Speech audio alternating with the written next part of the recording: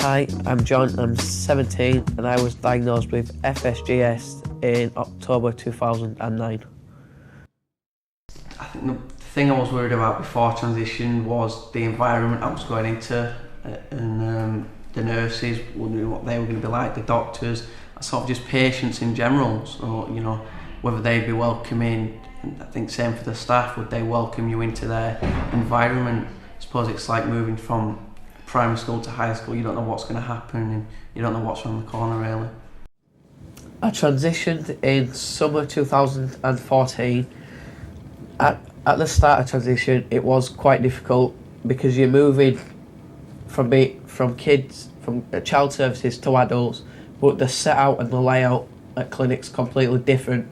You go to clinic at child services, and you know sometimes it can be empty, sometimes it can be packed, but there's toys, there's things to do. You know, you can colour in, you can play on the Wii, you know, you can interact with people.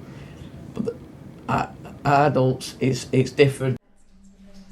Prior to moving from children's to adults, it was a time for me to sort of get to know a bit more about my condition, sort of the steps I would need to take in life, you know, medication, things like that, because when you transition and you go to adults, they don't expect you, but it's like a time for you to step up and sort of take control of what's going to happen to you.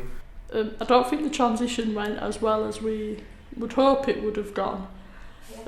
Just because like it's very daunting going into a transition, because the first clinic that we had, we thought it might have been a bit quieter, and when we walked in it was just full of older people, to the point that we felt like just walking back out of the room because we didn't feel comfortable with it at all. I feel when you go to adult clinic, you feel isolated because you walk in, you know, and you don't have a clue who anybody is.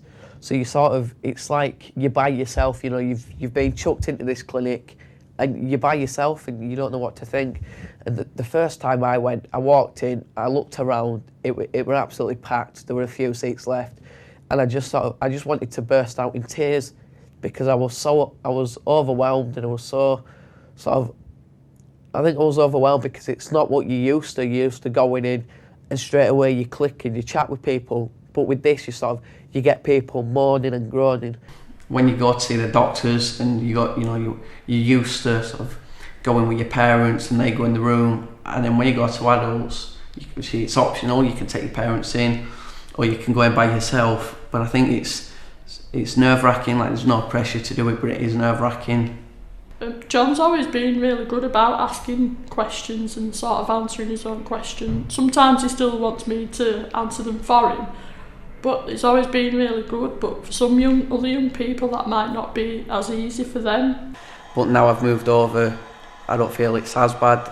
In adults, they are a lot more supportive than what I thought they would. I thought, you know, they chuck you into adults and that's it, you're left. It's like chucking you in deep end, they're just going to leave you to swim.